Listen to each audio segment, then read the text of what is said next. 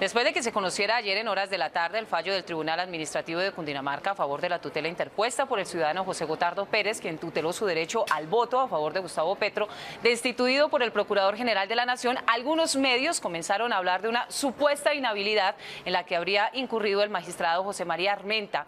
Fuentes, básicamente porque su esposa sería empleada del acueducto de Bogotá. Para hablar sobre este tema nos acompaña a esta hora el abogado constitucionalista Jorge Iván Cuervo. Abogado, mil gracias por acompañarnos a esta hora y rápidamente iniciemos este debate que se ha generado en algunos medios de comunicación. ¿Está o no inhabilitado el magistrado Armenta? Buenas tardes. Yo creo que el debate es válido, plantearse la pregunta como se lo planteó el periodista José Manuel Acevedo. El punto es que el tema de las recusaciones y de las inhabilidades en el trámite de tutela es bastante restrictivo. De hecho, el artículo 39 dice que en ningún caso será procedente la recusación. Lo otro es que de haber un impedimento, habida cuenta de que la esposa del magistrado trabaja en el acueducto, eso se decide de fondo, no en el auto admisorio de la tutela. De suerte que en el trámite, ya cuando la sala de tutela decida, seguramente el magistrado presentará el hecho y allí en sala se decidirá si es impedimento. Lo que significa que la suspensión adoptada por él es válida y no tiene, digamos, ningún problema de juridicidad. La única posibilidad es digamos, efectos disciplinarios para la conducta del magistrado, pero no afecta para nada la legitimidad de la suspensión del fallo del procurador. Abogado, ¿cuáles son los alcances del fallo de tutela? Suspende los efectos del fallo del procurador, de suerte que el alcalde sigue en ejercicio y en 10 días hábiles pues ya habrá una decisión de fondo que puede incluso ratificar los argumentos del magistrado para decretar las medidas provisionales o incluso puede variar la decisión. Abogado, en tiempo, ¿cómo funcionaría la tutela? Se habla de 10 días, pero después esta decisión tendría que ir al Consejo de Estado, a la Corte Constitucional. Si estamos hablando en tiempo, ¿estamos hablando de meses? Bueno, 10 días hábiles, allí se decide. Entonces, si se ratifica la decisión del procurador, seguramente el accionante Pérez puede demandar ante el Consejo de Estado. Mientras el expediente llega a esta corporación, más o menos estaríamos hablando de un mes para que el Consejo de Estado en segunda instancia decida. Igual, si el fallo de fondo,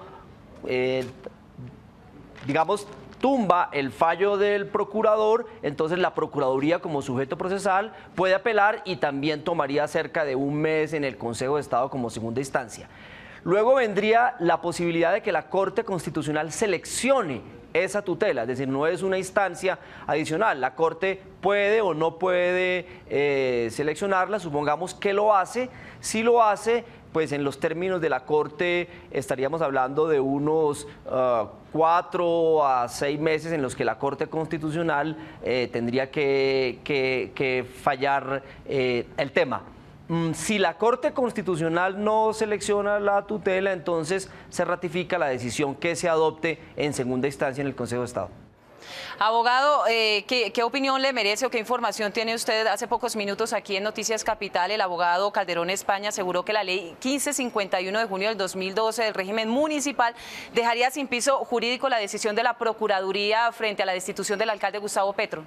Pues habría que revisar porque, digamos, uno de los argumentos de las medidas provisionales que adopta el magistrado es que la Procuraduría no tendría competencia para destituir en un momento determinado a alcaldes, a gobernadores. Yo creo que eso se decide, eso se va a discutir en la decisión de fondo, en la sala de tutela del Tribunal Administrativo de Cundinamarca. No conozco en detalle la ley, no podría, por lo tanto, digamos, sobre ese específico concepto decir algo. Abogado, una última pregunta con una respuesta muy rápida. ¿Queda impedida la Comisión Interamericana de Derechos Humanos para generar medidas cautelares en el caso del alcalde Gustavo Petro, teniendo en cuenta que la acción de tutela protege los derechos precisamente del alcalde?